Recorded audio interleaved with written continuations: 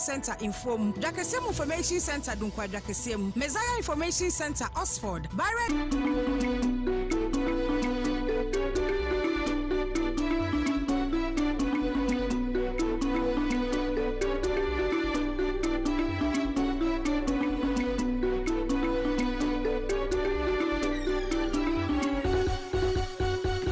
Abo dumi me mamu nyina amwa ha de nchaman radio 91.9 ena wuti no bra YouTube no so poki Alex Adawro man tubu hu yen ho clear ya transfer ka se wo besom wo wiei na ensem wo de banom eni animu bi ene se ye be kwa akodi nkomo MTTD commander wo apparent chapu man sim ren hye ba nura na ye bisa okada for se o ma bo mo fo ana na sense ye ba ko pie mu wo ba ko ye enso wo gomo appointment sim wo wura bi ya buru na ma bebi odane de na yebekwa akodi nkomo sese nom Felix Kwachio fo se mosi abano ya penal health and training so wonsi form sese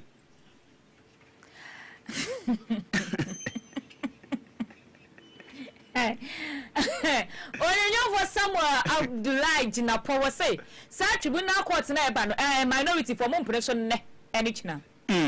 ensem bika we hu de bra wo na aboafo kan hu pi mrepam obati wo no nyina nka kama na akenkan fo ne ohene ajekum tabono awie mene mame ama eduwa afe ensem no entwemu eni abusu ye fu ensem na se mode ye du kopiem obi akoye anu wogomwo epoye mensim wo fifiri mantemu abawu sem na firi oba ne nyina ne sa branti bi efe ne pajo wodi mfie no aduonu ensiam na ensem afiri oba ne se pajo ye omo se ne nsa ha ne kakra sa na omo sie na omo abro ne muba ma pajo ti yan wo se do omo kirem se pajo ye ya de chese wakakofo obi ade na no na nam so a empate mo fo hu na chese omo buro ne chese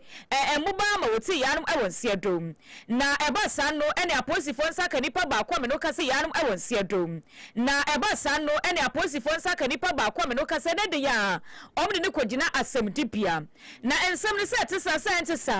Joseph Kubi na wogina won ti sei ena wode mane yen apa ekobono mi no ena me nya ne ntia se obi afe ne kwa ewo eye biakoye eno ewo gomai ebe eye budumbrum mi de mika ekopie mu ewo ho no kwe na eya branch a ne nfie ne be eye 26 to 27 years ye dia me saka eye paajo na paajo yi oti eye budumbrum big apple neti oheni fie neti pe ena paajo yi one ne mame ene ne busafo ete na ne mame kire mu a ono ewo ye DA school mu ho mu a oton ade DA school ewo eye budumbrum ena onya ne ntie efi boys a omutwi moto ewo eye budumbrum ase he ka che ne se go ombre o number se no mo hu obi eda eye biakoye opposite zone da for omu company no na nipa no ese ne ba boy ne pa na o tell me say oh ne ba boy ne pie eye enena na nsa enyime onya mbafie nti sa wa ka ne sa de ewate elo de mika elo be pie mu ewo eye biakoye obepie mu no apa eye ne ba no ena nkrofobi edi eye blocks pa omodia boniti hu abanche ti pa ene ne nine no so no omu bui madompe no epie abontin etete abanche ne bre pa ansa na ohwe ne nkwa na ekoba ne sa no ehun be hia se police bebe mu eti eye adisi omu budumbro mu obo modern ekobo police fo a omo labia camp amanie na abia police fo no o catch omo di kan na omo ba na sa omo sma CID dada amana bepie mu ho nti abia kasa na ekoso no CID no any abranche na wahwe ne nkwandu ebra ba ko etwe eko etire kaka from baby incident neti no nti komodi de mu na abranche ba ko oye ne se o cheche asenu no de koma abranche na ehwe ne nkwa na o cheche no oye ne de no ka se omo de no mo shop omo ye dwa no mo che se omo che mo konfo etire no omo che se obi ka se me ne konfo mu ndani o nti abro o kasa no enipa sisi a police for ensa aka ni no no su dire obi no ka kire the Okazan is Onja Emmanuel Ka Afterno and Tre one of Bisano. And I say CID no when you know where the answer or a CID. And to the Okazan, oh, we have to say yes. Na yeso obi desire yetimiaka abanje ampre so pa no ma the all my police for information no eyi free mu and I'm you so what jano one ma find man no call dia and the wo be sini ya ko kire the esi ya kasankasa and me no ka say the suspect ya sino no order so e de fitenu ano e wo budumdo police station and the omode be kwa ko pie mu e wo court na say say no mo be asem be kwa ko wie bia no ya fa coming yeti for e me hu ni say wa bokro no da na mbom emranche na mo be gina ho mo na omo esu e ma ne ho kika ho no de omo ka na pajo ye ni wa kasasa untie pajo ni wa kasasa untie e na therefore they see na ofi police station ba ye ene ho kika ho embi mu can't say but this particular incident here, me to me and say no you so far will be a deal answer now almost idea and to way Joseph Jacob Kubi and not just a wadin some way and money and to pajo then so almost send and say hano and or the atwa yan won't you doing. Any a yambra apparent puyem and same way. Now, Enrada and a coba, yes,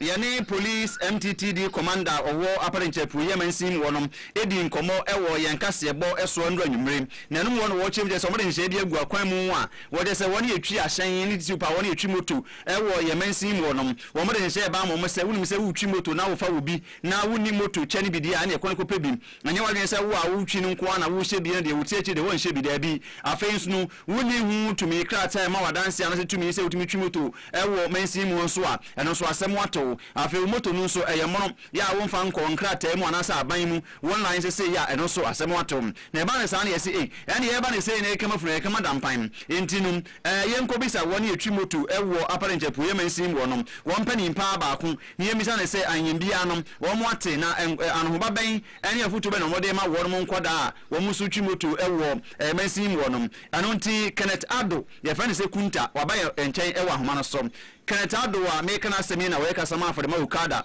association e wodu nkwa ha sei no kunta ma hae Elejo so sama pacho ho ya de Onyame adom boko na so Nyakopon adom yetimi kasa ma tiefu tie de yenso ye ho ye na kunta enra ye ne DSP Michael Nkekesi edi nkomo no wose wo a wutwi moto ya wanhye moto che wo a wutwi moto na woni moto line say retwi moto nu afen so kra moto nu register ye ni nyina no mbe sha say be de muntu o mamda pen mienu na wotwi mienu say mo fa nye sa adwuma ni nyina me ba chaw mote na mote a mo aka kire muku no na muku ma no so wo mo say me da se bebre ansa me kasa no mechia MC Jordan Command na se bebre ne mwa o de boa you ukada man no ana ukada people no say sema okay no edu ko bebre ye nyina yetu na ko MC yo ema ukada ye comparison ye nyina ya be se ye ba be ye ukada ni ye ni ejira ni ye pa enti na mso ma ye nyina FF koku ema ye nyina atna se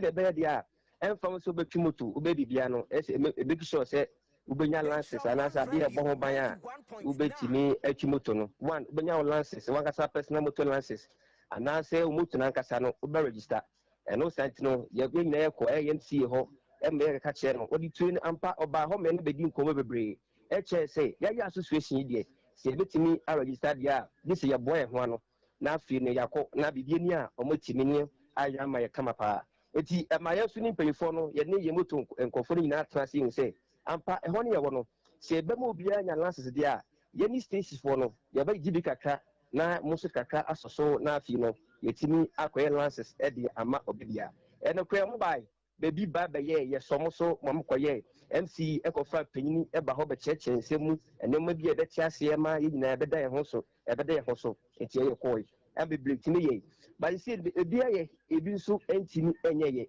bebre kuta lances a no ka say police ni gina no betimi en lances etimi e dia che no ye comparison for no bebre nso enya bi enso ho dikaka meka ne say ye nyɛ ne mo di komo bebre so ho a eye moto no otwi no eye amanfo dia enti sese no eye nkofo ne eye onafo no na ese omo ne eye mpefo ne kasa na afiri motimi register moto no edi ama eye oma omde mutrama so muntwi na mufanye okada no eti ye nipa fo de komo bebre ai no magu akwa so na de bem de bebre ne se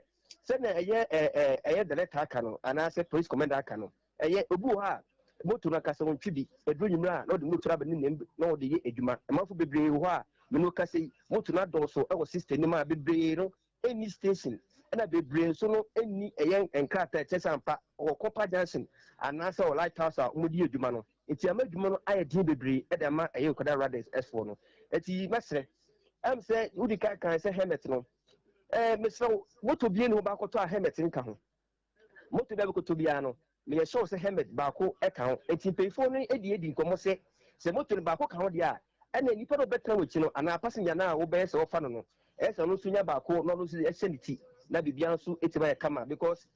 obinim adechemu sem nti ani amanfo anase ni kadafo no atransia no madi nkomo bebre se asra betwi moto no wankasa o helmet anase wo pe helmet ba ko a yes stand by before a ubesu betim dia ma no no so etimi dia bon hoban so se omo kasa de mde bebre se saade no amanfo bebre etiba begum o se de bia na people bi se eye enkate ba ko a ase no ebese enkate ni nyina eti enkofo ko bi ho a omu ye adwuma na without any permission without any association dia no join say ampa we or Copper Junction we or lighthouse we or Caladin it is a police for the bim any kunta mbaje otenga metonga pa mo any bisa say wo de no wo ye kasama afoma akuwa ewo Compound Junction ohun na je se kuo no gu ahodo na mo no muni enkabo mu kuo ba ko se mo aye kuo Compound Junction wo mo woti junction wo mo watechem wo mo ewo mfuom muni kuo ba ko a ebi ekoba ne se wo mo abefrafra mu betimi ahwehwem ehu wo mo na mo yi wo mo afrim ana mo mo di mo mra no so sanse kasi ka kura ebi no woje no ana moto fair ebi no woje no enye ne amo mo de ato na mo gini bia wo mo ne muji abodin sa so ase yente mu hwe adentia maybe the question am say e bore da ho but on the same dey kan no obi a ho a enye station hu moto so obi na ho a enye say ebu ho nka station ho enti eye rorfa MP for da maye no ono nka ho bi but what ase aha eno sa no say MP for be na say a police for be ma ye be hu nka te bone fo no ma be frame na omo ha eye okada fo no aha eno tina MP for asase a ombe so mutu sa na mo operations and some no say for so a bigidi se beboa na omo nka association no ye behu omo because so ba Copper Junction ko fu bebre ho a omo ye organization a omo like omo a paper chese ampa omo timi twi okada na eyeyi be ko fu bi so a omo ni hwe ebo ho ba omo ni paper bia na ebo ho ba ye chese ampa we asumesi o mladan association enti na kunja yi metio o se aban no e de adwuma yi ba ye no wo kan ye se mo wo ahyade bi a ema mo dan so ye hu sampa we de wo ye commercial motor rider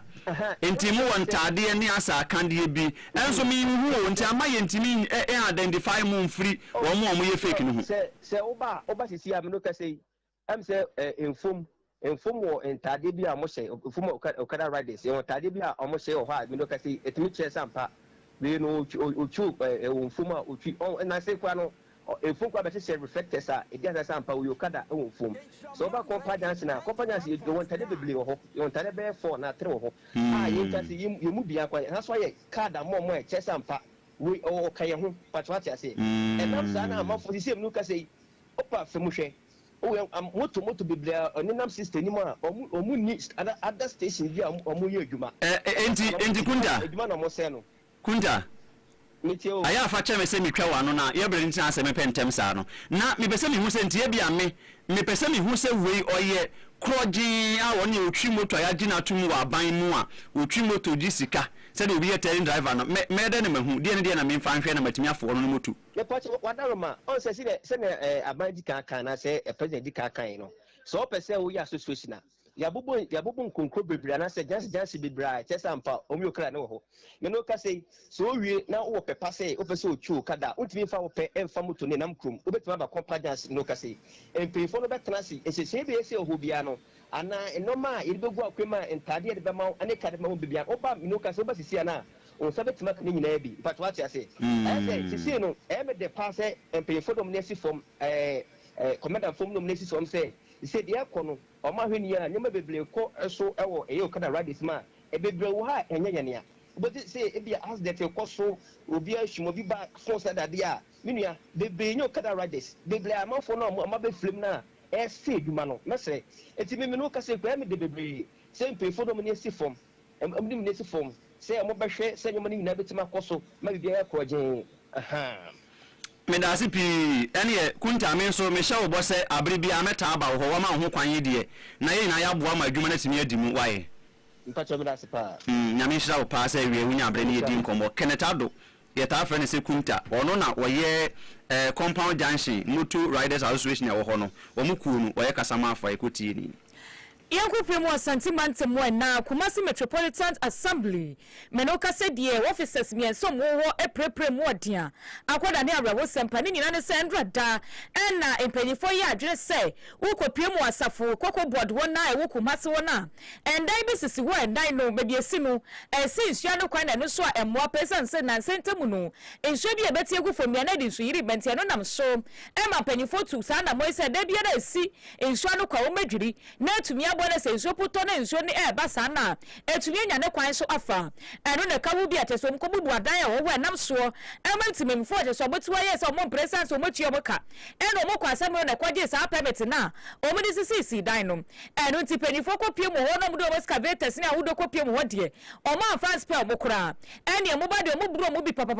emo omo kia ba ka ba kokura mpo no me no kasa die asai ko omo de omo ye no eno ne kawu bi atese penifo miensa omo prepare mo omoda ya sabia na no ba sa na subtrophy bo pri na adehye eni ebusa za so mpanyifo na efa kwa pasto ena eye na tumi abokumase ma na eden ena mo yesa na mo sehye ya kotwe ska o na pie kwa de kwade permit na mpanyifo de sa asasere maye na yesu da ewie na mba bebubu ne die ena mo ntiase asasi we no ya ba no ya me fa asasi ni free ye ko sim panifo bi so ana ye ko tie ska ma wo mo ana amudi ya ne die dey adi ma yen fase no na akro na di boda chali bi atimi ntwamu wa akrofo ko na gu asei e ye bo da wa wi ye no ya ti ya ki ya nyina ama akrofo wa yo aso adate na so obi ti wa sa so na so fa usu betuna amra gana mra chese awase ma metam awu ba ko me ne ma ba ya no te to so na bi ko eti ba se so ba ko fa ne me dre mission ni meniama je sais beaucoup le copain mais na pesa le corps il faut qu'on le bonne il faut voir le gars na ebasa no ene ebo pri eye oniminyafo Richard ofori body ebusa ne se esodi akosi wo so mu se wono no ene chese meya owo Kumase eye chese ekrodiem wo ene wo chese wono de no kranyame nim nie de ankofo keka na sen se wono no pese ne omako yie ewo Kumase monte so ti no mutu sa na mo no na se ne omototo mu ba sa ne de onde woka no wakadiem se entwa yie enso omako so ayedwuma pa abo Kumase man ama ensu eto no embemene won. So we are making sure that structures that are illegally placed in areas that give the environment negative impact are cleared, especially those that may have impact on drains and water. And you'd agree that there should be drains just around that particular area. And we want to go and silt particular portion, but then we have come to identify a lot of illegal structures. And so intention is to clear them up to where the Church of Pentecost building is, where Puku Seekers Hotel is. And then once we're able to clear all this, sanitize the area, and then have access to areas that we silt and desilt, just so we can prevent flooding in areas that we identify protected. Some of our vehicles have been vandalized. We have lost one pickup in the process. Machine, the DJ machine that we sent to the excavator is being vandalized. We'll come back with equipment, those that we can repair and put them back to work. We'll immediately repair them and put them back. And there's no way I'll sit down for illegality to overcome me. So for about 3 or 4, yeah, city guards, and so they are the police station. They're taking their statements, they'll give them medical forms, and then we'll take them to the hospital for them to be given medical care, and the investigation will come. Wani pa yakwati in KMA boss Richard Bodi wano so do mi friend King Zuba.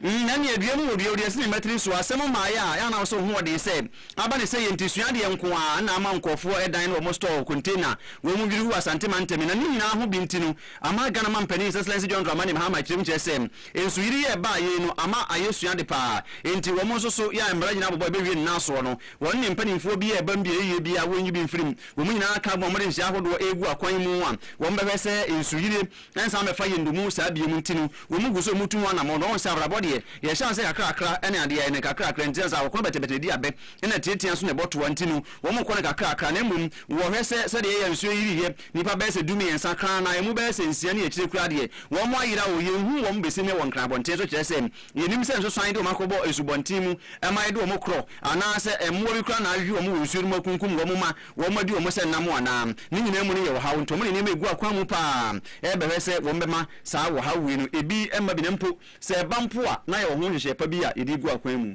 In the aftermath of the floods that affected a lot of the southern coastal part of our country, I deemed it necessary for us to have a national security meeting to discuss the issues arising out of that natural disaster. It's become a recurring incident, but of course this was far worse than any that we have seen, both because of the vagaries of climate change, aside from that to the pressures of urbanization. And so we want to look at what's been happening so far and what the measures we have to put in place going forward would be. Happily, the Minister of Finance has released some money from the contingency fund for us to be able to finance the mitigation measures going forward. We might not be able to completely eliminate flooding because it's a natural disaster that happens not only in our part of the world, it happens in other areas, but we can minimize it and make its effect less disastrous like what happened. Yentari ende yentimi ngasa ye man mu da yenhye kosi se ensuo ntimi nyiri wo ye man mu da enye yi sanse no de obo ade yenhye mu aka ho nemum ye ne megu akwan mu a se bi bampo a enkoba se afa nipa wayira ye hunu ase obi ajapade akum obi eno de ye mpese be sante sa bi wo ma shebe dwefie so omude eye chesebru bi akwa kopima omuguso abobo hum na wenu eye tribunals bill 2026 na sa omutumi dia na se sa tribunals bill yi ebetumi aboa pa ma chese ensemi wo anya nya ye be kwa seki court high court na chese court of appeal na mo ebetumi dia kwa akodie enu ena bem kuma na ehu sa je so muso wo bi no mu se de ekoso ne de omuso asori wa kankase ma ebe ha dwe sa so mo se omude omuntiase na ntiase chese ade we kwa na wo dada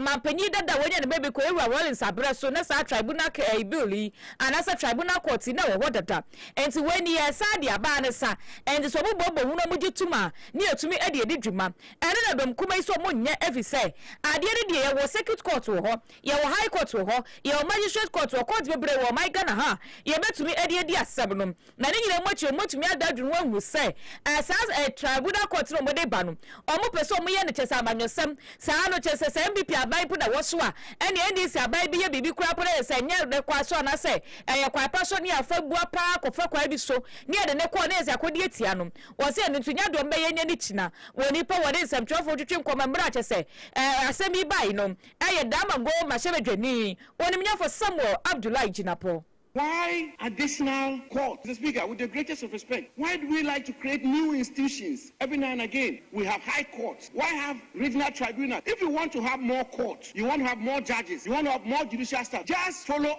up with what President Akufo-Addo did when he built almost 100 courts complex in our country. Build more court complex, recruit more judges, recruit more judicial staff. And if you want a jury system, let's have a jury system. Mr. Speaker, I don't want to believe this is job for the boys. I don't want to believe that. I don't want to believe this is job for the boys. It shouldn't be. And Mr. Speaker, the point, I don't want to believe that we want to recruit some lawyers from certain courtesans and make them chairpersons of regional tribunals and get 2 people to become members of regional tribunals and get jobs and have some with Mr. Speaker, with respect, some kangaroo system where opponents of the administration will be run through a certain judicial system and jailed. We don't want that. Let's have the existing court system. Let's have the district magistrate court, the circuit court, the high court, the court of appeal, the Supreme Court. That is the judicial system in all civilized, developed countries in the world. We do not want regional tribunals. They bring about bad memories, scary memories, and bad dreams and intimidation in our country. Let's reject it. Wakasa we pe na Attorney General on for Dominic Ayine and so sorry no kasa no so you were somewhere abugina problem dia na nyabotre san say sa tribunal court ayedi bei ebetumi abopa na no beka court ahodo a wo my Ghana mu adada na etumi abo na asem kro na ebemi etumi edi nintam so san say bi wo wa kwada court efie bebre na asem ye nim wie enye so mo de baba be hye say omo ya no de si eye party bi hu no mo de achicho mu nyina court o say nya sa na we na betumi abopa amatentere ne akoso editre ne ewo omaiga ne mu Sexual basis for the establishment of the tribunals to supplement the work of the current judiciary. Mr. Speaker, as I hinted earlier, the idea of bringing back the tribunals is first of all to allow for the participation of ordinary citizens in the administration of justice. Currently, but for the existence of the jury system, ordinary citizens do not participate in the administration of justice. What we are proposing to do is to allow for a panel system chaired by a chairman of the tribunal that will be a lawyer equivalent to someone who could be appointed to become to be a justice of the High Court or the regional tribunals, and then also lawyers that qualified to be appointed to head or to be justices of the circuit court to be the chairpersons of the district tribunal. And then we will have panel members as it used to be in the past under the PNDC law 78, so that they will be the representatives of the people. A lot of people express the concern that the excesses of the past that were associated with the tribunals will be brought back into play. In fact, this bill requires that the tribunals, when established, will comply with Chapter 5 of the Constitution. We have institutional safeguards, procedural safeguards built into Onipa yakwatini nke Attorney General oniminya for Dominic akutinga ayine. Na yani Dominic ayine ya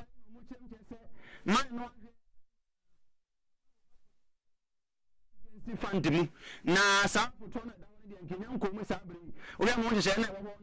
na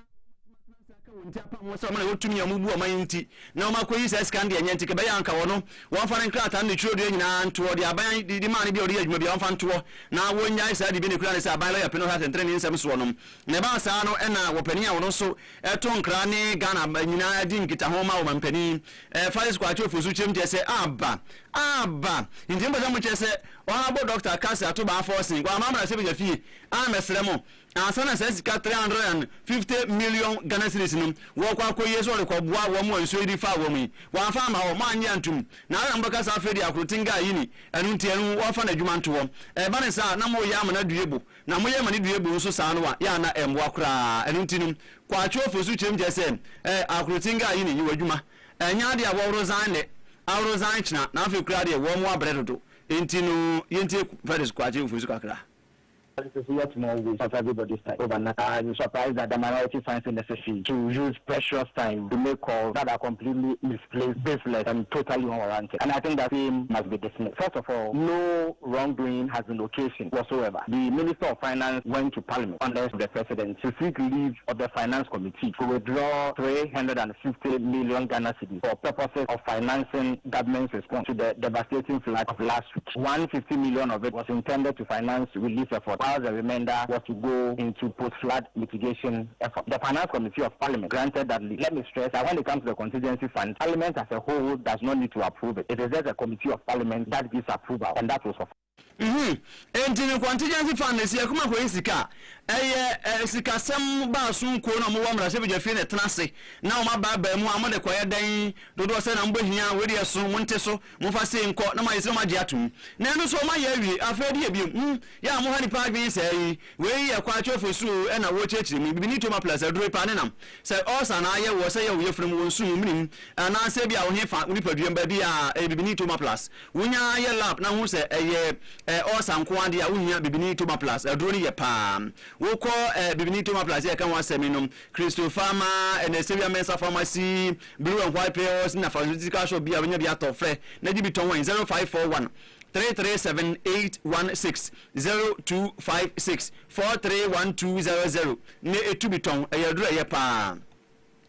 na oba de ncha ne nsa so a enipa wa bi power card si emfrafra unim nia woto mu amoye painters mu contractors mu painter abronsan abanso eto aso be de ho ene ade nyina ni fitia mu ni container ni saloon ni barbering shop ni nyina no mu hia Big Joe Paint Enterprise e ho na wose mu ko na wo kire mu paint papa wo ba de nchema radio ana wura ha wo do nta ha na very pleasant and then beautiful I have a pa hanso hwam na ni nyina no Big Joe Paint Enterprise man the my paint color no FSA anya agro wo de ya twam ha keke ne behwe na wo hu say you paint ni ye kama we wo da kese mo na fra yen 0557 599133 0557 599133 ya in Big Joe Paint why na what my friend agi paint bi awpe na that could dunkwa area just cooperative credit union eho ene yesika se ma chiri bramo ye turusu kakra kra nya de bi akosie ho na yetima gina so age besia bi erikoye business sanso na wo a wo business bi apese otoka apese wo afuo apese wo nkokɔ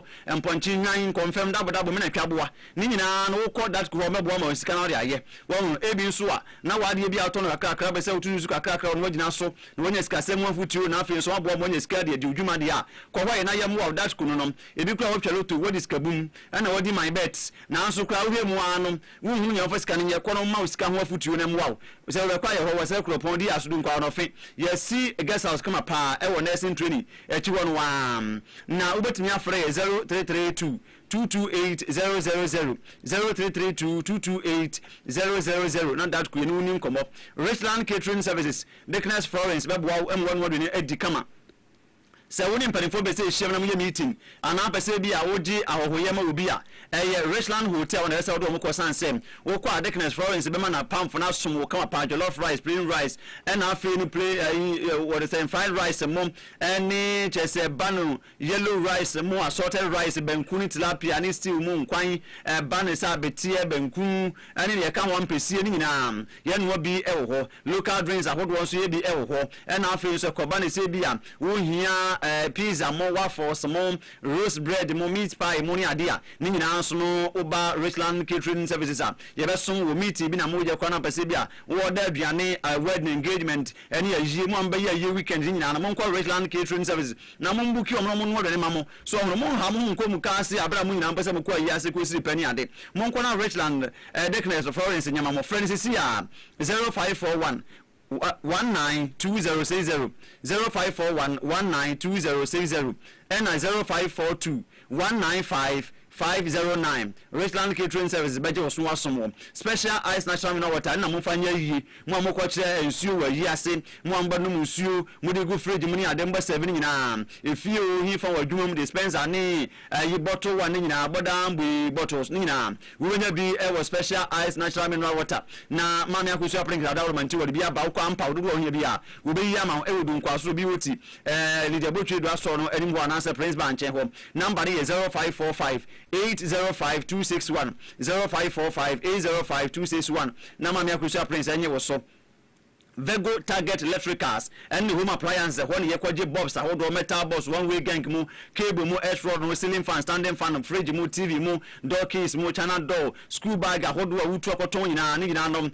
Vego Target one e wo se wo call I am free any pack sim dey me few step e de kwaje aman kwan no so na be hu ye number nom 0545 501710 0557 235569 who say only retail ba ku mi ni ensa no do matu ni na ye wa okase ebo na ebu kom se pon numpa mu hyiaye yemfa de aka emeson wo Alice Poku entry na wode yen eko social media YouTube ma wo hu ya kenkan fo ne ye ohene eje kum tabon no mi din na afi mame ama eduwa